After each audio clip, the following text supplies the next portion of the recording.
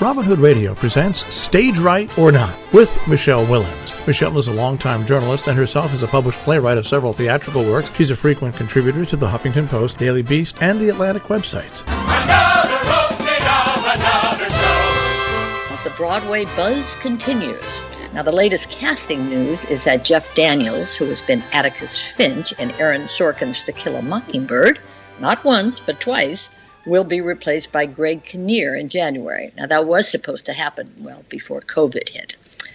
An Academy Award-winning nominee, Academy Award nominee Cynthia Erivo, who made her name in Color Purple on Broadway, and the international pop artist Ariana Grande will star in a film adaptation of Wicked.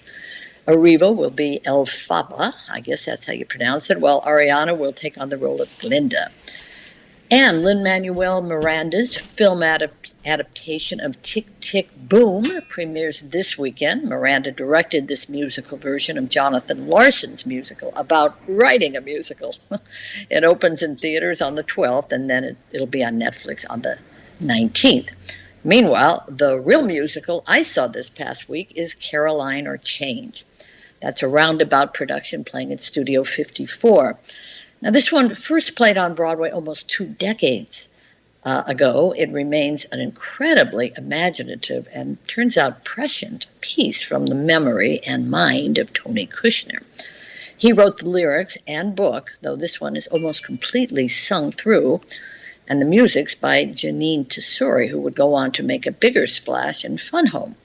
Now, this production actually comes from England, including its star, Sharon D. Clarke, as Caroline, the 39-year-old maid who works in the basement of a Jewish family's home in Louisiana. There ain't no underground in Louisiana, there's only underwater, is the opening lyric here. Her relationship with the little boy Noah, seemingly based on Kushner, is the heart of the show. Well, one of many hearts, actually. There's way too much to discuss here, but know that Caroline or Change takes place in 1963, when a president was killed and Martin Luther King was entering the picture, and yes, Southern monuments were being burned. To say it is more timely now is an understatement. Even the line, "It's like a year, just disappeared," gets knowing response from the audience. There's a lot of sorrow and anger in this one, and debate between blacks and Jews that may hurt but ring true. But there are also bits of humor. Actors portrayed the appliances that Caroline uses, and maybe even some hope. It felt like about 15 minutes too long, but if you're up for it, there's a lot of great stuff here. And who knew there were so many ways to look at the word change. The other show I saw was Off Broadway, a play we all know, but performed by a company I knew nothing about at a venue just 5 blocks from my own house that I also knew nothing about. Yes, Hamlet comes to us from the Spoke House Productions Company. And for next weekend also, actually, the 12th and the 13th, it plays at the House of the Redeemer on East 95th. Who knew? Specifically in its gorgeous library. Now, tickets are very inexpensive for this, and it's a lively and delightful production with costumes, a pianist, wonderful acting, and even a daring duel at the end. It runs 2 hours, 15 minutes. Now, I don't believe any of Will's words have been cut, but I must say the last Hamlet I saw was at the Public Theater a few seasons back that ran for 4 hours. Go figure. But I must say the most moving event I attended in a theater this past week was a tribute to the late playwright Terrence McNally. Now, this was at a packed Schoenfeld theater that featured everyone from Audra McDonald to a highly emotional Nathan Lane, who said, "Terrence called me his muse, but it was the other way around," to Lin-Manuel Miranda, to Tyne Daly, to Joe Mantello, to Christine Baranski, to Cheetah Rivera. "I'm Terrence's favorite dancer," she declared. And everyone else who had the apparent good fortune to collaborate with or even know McNally. The playwright died about a year ago. I got teary-eyed here several times, especially when Brian Stokes Mitchell sang a number from Ragtime, for which McNally wrote the book. I could go on, but what most sticks are the playwright's own words about artists. Some came from McNally's play Master Class, "We have left the world a better place." Some from his commencement speech to a graduating class at Juilliard. "You are artists. What we do matters." Terrence McNally was a mentor to so many, including to a 7-year-old boy who wanted to be a writer even though he was an A student in math. "We're not allowed to be any good in math," McNally warned the boy. That one got a huge laugh amid the tears.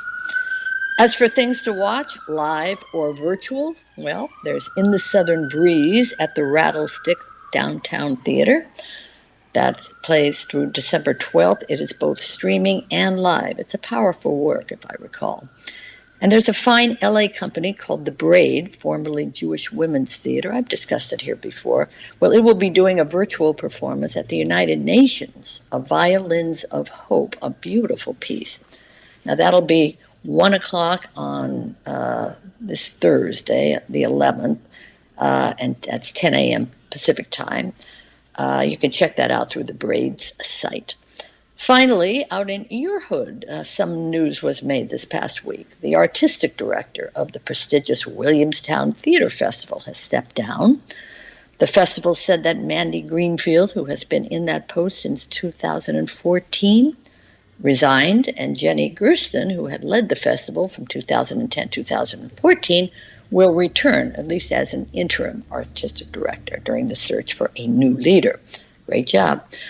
Bigger news is the retirement of Julianne Boyd, who founded Barrington Stage Company in 1995, with the company originally performing in a high school in Sheffield, Mass. Under Boyd's leadership, Barrington Stage produced 41 world premieres, 17 of which moved on to New York, to major regional theaters, including 3 on Broadway and 10 off-Broadway. Well, I've said so much this past year about her work, Jill, and I still say Julianne Boyd might get my most valuable player. Well, it was really interesting because I think it was the Consolati, I'm hoping that's the right name, auditorium in Sheffield, Mass. And I believe I saw company there when I first came up here. The Barrington Stage Company Yes. really produced some very interesting things. And They did, and they've done an amazing job. I've reviewed many things here. Obviously, they were all virtual. There were Eleanor Roosevelt, there was Margaret Chase Smith, there was Judgment Day. Really, really good stuff has come out of there. So she kept things going. I give her a lot of credit.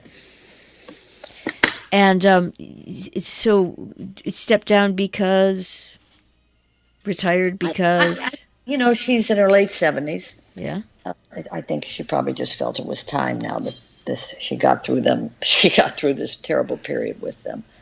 I didn't hear about anything else. The one at Williamstown, there was some talk about the way she treated, it was one of those misbehavior ones. So I think she was kind of forced out there. Okay, and I'm not trying to get into that. I'm just wondering, Yeah. When someone when a fixture like that, who's got and who has had her hand or her finger on, the real, forget the pulse. It's like the artery.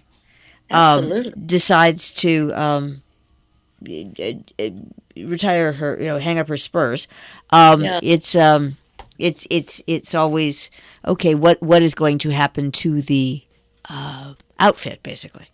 Yeah, those going to be hard shoes to fill. I would think. Maybe she might have associates who work with her, and it might be their time. But I think I think there'll be other people in other theaters who sort of felt they got through this period, they survived it, and now it's time to hand over to newer, younger, fresher people, whatever. We'll see what kind of person comes in. You know what's happening in New York with every person who's leaving. They're replaced by a very different looking kind of a person, but we'll see, But no, a lot of things came out of Barrington Stage, including Spelling Bee. I think that started there, and that moved to Broadway. Wonderful show, Anyway, things are back. Most of the theaters that I go to are filled. How are your filled. And how are your diplomatically? How are your cohorts behaving? Are they ready to go yet? Some. So what would you say your percentages? Some. Let's see. I am taking somebody to something this week, but that's not a Broadway show. Yes, most of mine now are saying they think they're finally ready to put their, toes back in and try it out. The big thing is going to be, as we've talked about, going to be the tourism, how that plays out. starting in a week or two, people come from Europe. They're allowed to come to our shores.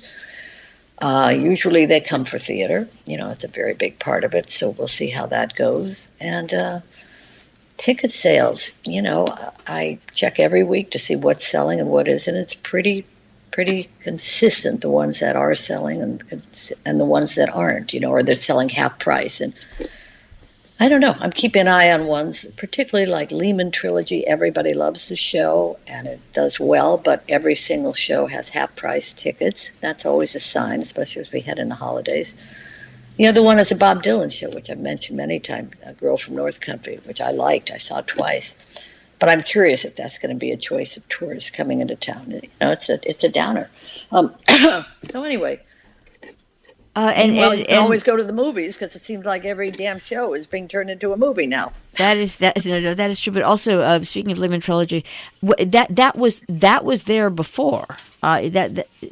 Wasn't that remounted? Because it was at the Armory. Armory, right? It's not on, which and that's why I went to see it on Broadway as well, because I was curious to see how they transferred it, because it was such an amazing. Set, I guess, at the Armory, but it looks very much the same at a Broadway theater. And like I said, everybody I know says, "Wow, my God, that was the best thing I've ever seen." And I'm glad that. I hope they spread the word. But I'm keeping an eye on it. I'd be surprised if it went past January, but I've been wrong before, and I may be wrong again. Right. Now, I'm just trying to get a sense of the sort of shows that tourists are more interested in. Musicals. I mean, that's a one-word answer. Musicals. 6 is a big hit. It's coming from 70 minutes long. Came from England about Henry VIII, I guess, all his wives. I don't know. I haven't talked to anybody who loved it, but for some reason that's selling out. Waitress is doing really well. The only one, I would say, the only musical that's questionable is the Bob Dylan one, but otherwise, Temptations is doing well. Though there are half-price tickets to that. Dramas are tough. They always have been. Most people think of Broadway as musicals. And speaking of which, Hugh Jackman's on his way, and boy, you're going to have a hard time getting a ticket to the music, man. And do you think there'll be the same crazy prices? Oh, yeah, they're going to be up. Now, that's going to be a hot show. And they've done most of the casting for that now. And, what can I say? I think that'll be a very big show. It seems like it was made for Hugh Jackman, you have to admit. And I don't know. I'll see if I even get a seat for it. I don't know. They're not going to, they like the press to come and give it good reviews, but, we'll see. Is that could well be one of those that's bomb-proof?